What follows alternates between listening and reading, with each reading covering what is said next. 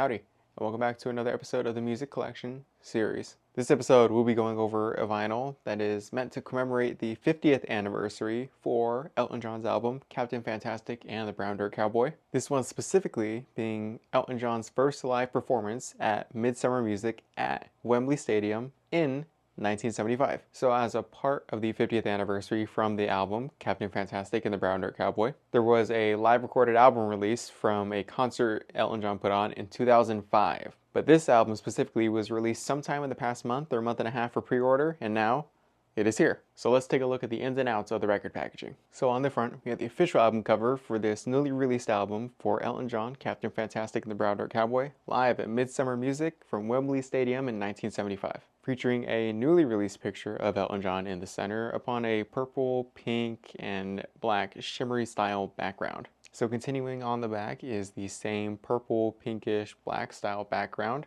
with on the foreground in white text saying the sides of the album that are available on the 1 LP disc, which is side A and side B, and which songs are on each side of the record. 5 songs being on each side of the record with a roughly around an hour runtime total. On the bottom in white text is credits for all those involved in the making of this album, as well as band credits for the live performance in 1975. While we have the track list here, I think a star mention is Curtains, which on the actual album of Captain Fantastic and the Brown Dirt Cowboy, the song is about maybe 6 to 8 minutes, somewhere in that range. And on this live recording, it's about the same time frame, maybe like 30-40 seconds longer than usual.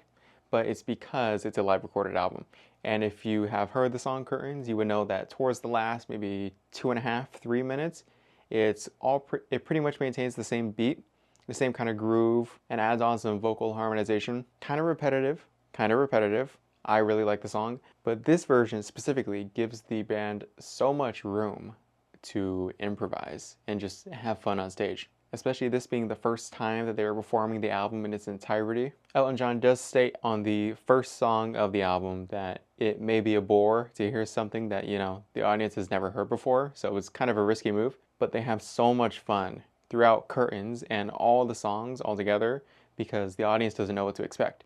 And because the audience doesn't know what to expect and has not heard the music before, they can have as much fun as they want and the audience won't know what the studio version is and what the live recorded version is. So definitely give this album a listen, this live album and the original studio version for Captain Fantastic and the Brown Dirt Cowboy. Going on to the inside of the record packaging is the one and only thing, which is the record sleeve that contains the actual vinyl disc. The actual vinyl press is kind of a violent purplish pinkish color, with a label being a continuation of the album cover background. In text on the label is again the artist's name of the album, the date of the performance, the side of the record you're on, this side being side A, and the 5 songs available on this side. The label on the opposite side is the exact same except listing the other 5 songs that are available on this side, which is side B. So yeah, that is everything available in the ins and outs of this record package. Not much to it, but per usual, I'm very just appreciative that we have this released at all. I think this 1975 recorded version of the album is incredible. I would definitely recommend you give it a listen.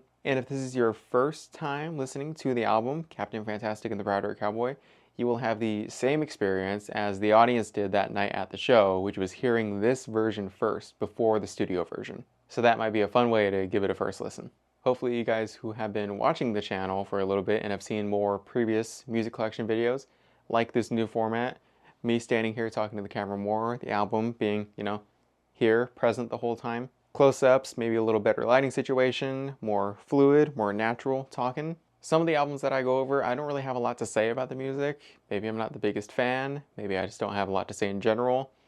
I don't know. Now with this new format being more, face to camera, I feel a lot more comfortable just speaking freely how I would like to. So yes, some albums I will have a lot to say about the music, some albums I won't, and yeah, we'll see what happens in the future. Per usual, I like using that term, per usual, if there is another Elton John album that you would like me to cover, let me know in the comments. And if there's a favorite artist album of yours that you would like me to go over, also let me know in the comments. Thanks for watching, I'll see y'all in the next one.